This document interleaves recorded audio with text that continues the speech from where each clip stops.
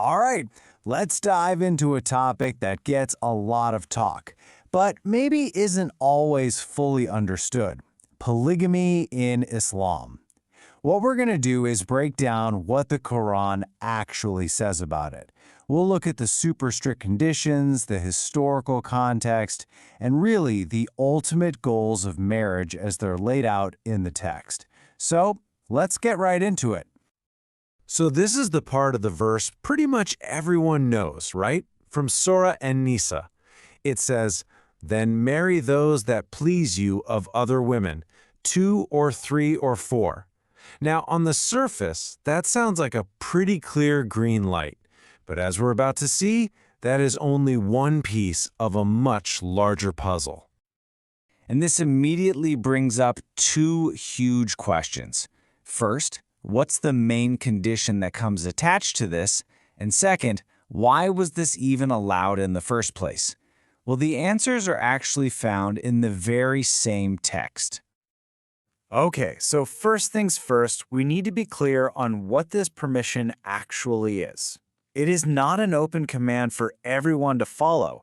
It's what's known as a conditional allowance. And that idea is totally tied to the original context of the Quran. The technical term for this is rukhsa. You can think of it as a sort of concession or a special permission that's only given under very specific circumstances. It's not a blanket encouragement or something everyone is supposed to do. It's the exception, not the rule. And here is the other shoe drop. This is the rest of that famous verse, the part that comes immediately after. It says, "But if you fear that you will not be just, then marry only one." So the condition is built right into the permission itself. The message is crystal clear.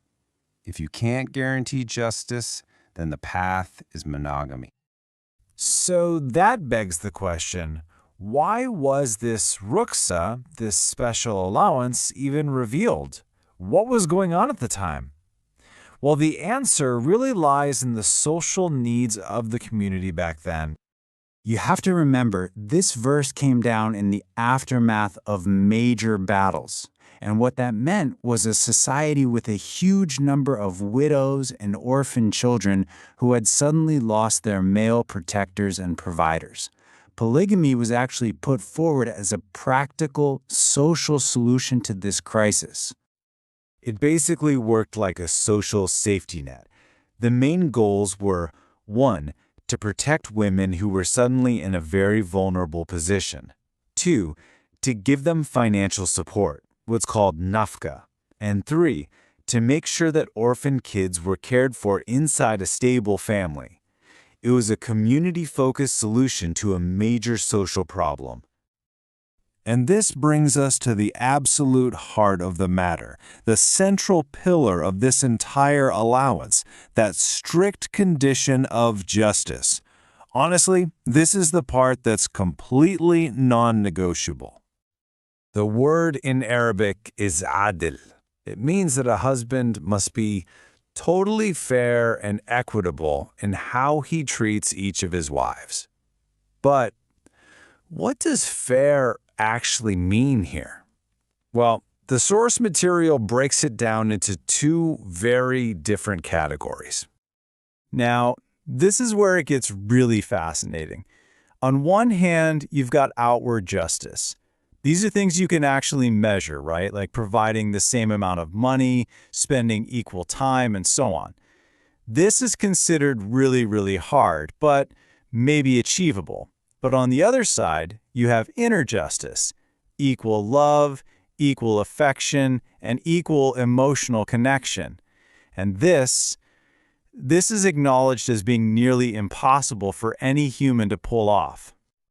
And just in case there was any doubt, another verse in the very same chapter makes this point so clearly.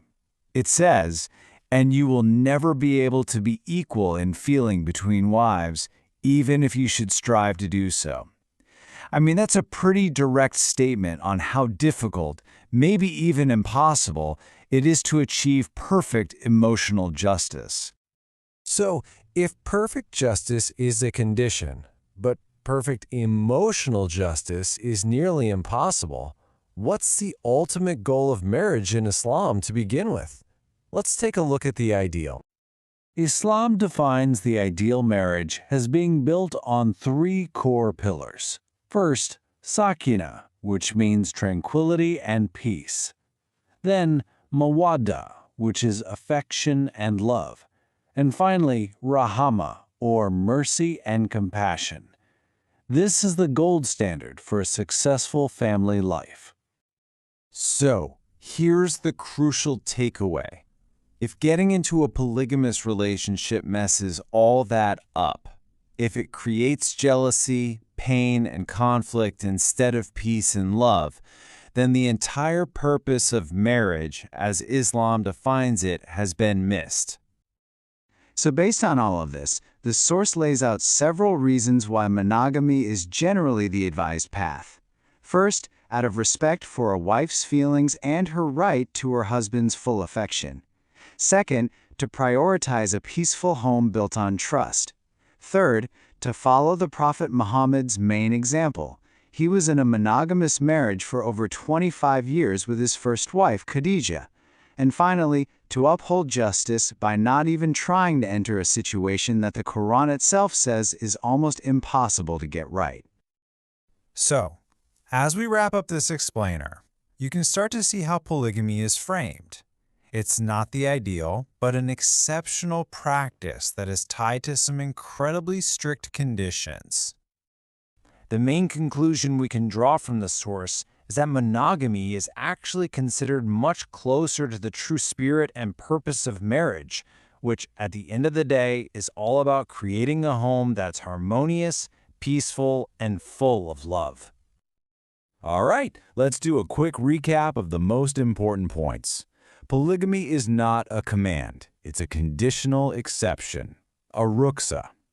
That condition is absolute justice, a standard the Quran itself says is nearly impossible to fully meet. And because the real goal of marriage is harmony and love, monogamy is therefore presented as the main road to actually achieving that ideal. And that really leaves us with one final big question to think about. If an act requires a condition that is acknowledged as being almost impossible for a person to fulfill, what does that tell us about its intended place in society? Thank you for watching this video. Hopefully useful. Don't forget to like and subscribe.